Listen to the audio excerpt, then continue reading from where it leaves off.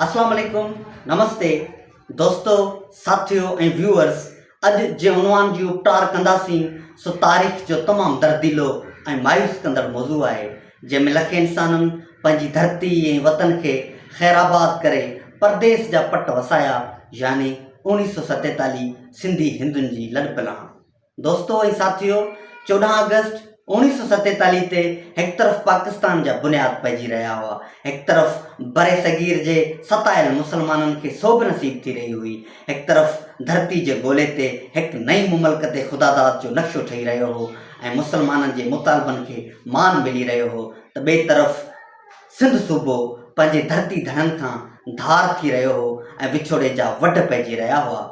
विछोड़े ऐं जुदाई जी अहिड़नि ग़मगीन घड़ियुनि जी अकासी कंदे के शाइर हिन तरह फरमायो हो त पखी परदेस ॾे उॾाणा वञनि पिया, छॾे देस पंहिंजा अबाणा वञनि पिया, अखियुनि आब हारियो विगाणा वञनि पिया, पखी परदेस ॾे उॾाणा वञनि पिया, पखी परदेस ॾे उॾाणा वञनि पिया। मोज़िज़ दोस्तों, साथियों ऐं व्यूअर्स, 1943 खां वठी 1953 ताईं मुसलसिल 10 साल सिंधी हिंदुनि जा वेड़ा वीरान थींदा रहिया ऐं सिंध धरती पंहिंजे प्यारनि खां ख़ाली थींदी रही।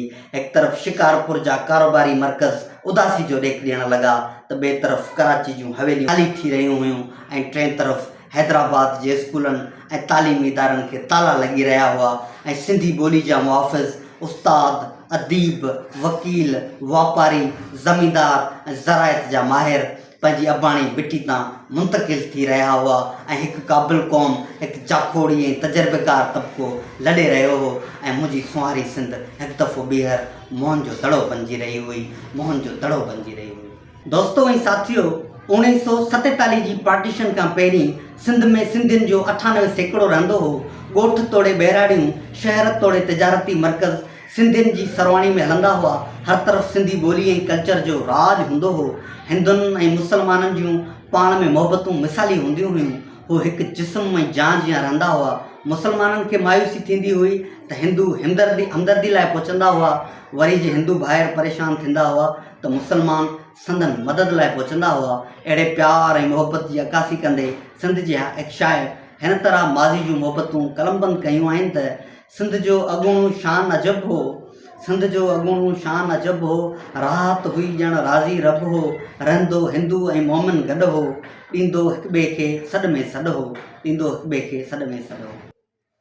दोस्तों, साथियों ऐं व्यूअर्स, 1947 दौरान आज़ादी जी आड़ में विरहाङे जा जेके वेल वहाया विया, सिंध धरती, सिंध सूबे, सिंधी सकाफ़त, सिंधी ॿोली ऐं सिंधी समाज जी तबाही ऐं बर्बादी लाइ काफ़ी हुआ। हिकु तरफ़ सिंधी हिंदुनि जी मिल्कियतुनि खे भुॻड़े जी मुठियुनि ते तीनवाल कयो पियो वियो, त ॿिए तरफ़ सिंध जे शहरनि, मोहल्लनि ऐं तिजारती मर्कज़नि में हिकु नओं कल्चर काहे अची रहियो हो, जे सिंध जी तारीख़, तहज़ीब, तमदुन, सुख, चैन, अमन ऐं इंसानियत जा बुनियाद बर्बाद करे छॾिया।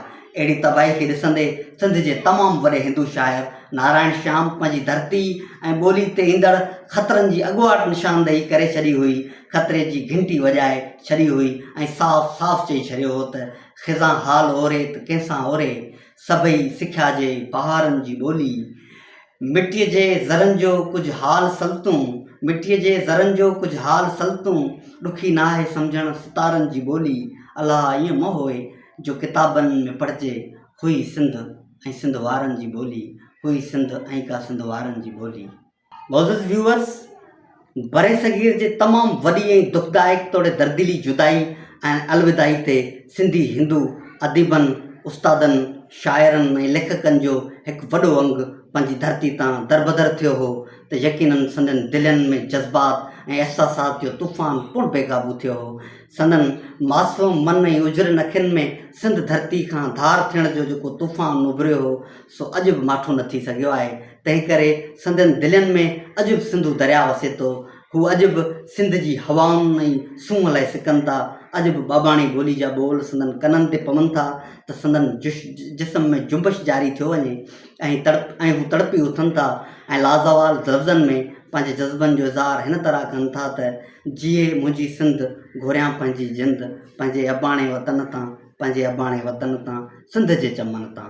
या हिन तरह पंहिंजी ॿोली लाइ प्यार जो इज़हार कनि था त सिंधी अबाणी ॿोली मिठड़ी अबाणी ॿोली तंहिंखे मां कीअं विसारियां जिंद जान तंहिं तां वारियां ॾिनी हुई जेका पिंघे में माउ जीजल लोली मिठड़ी अबाणी ॿोली मिठड़ी अबाणी ॿोली। अल्लाह हाफ़िज़ दोस्तो, ही हुयो सिंधी हिंदुनि जी लड़प्राण जो पार्ट 1।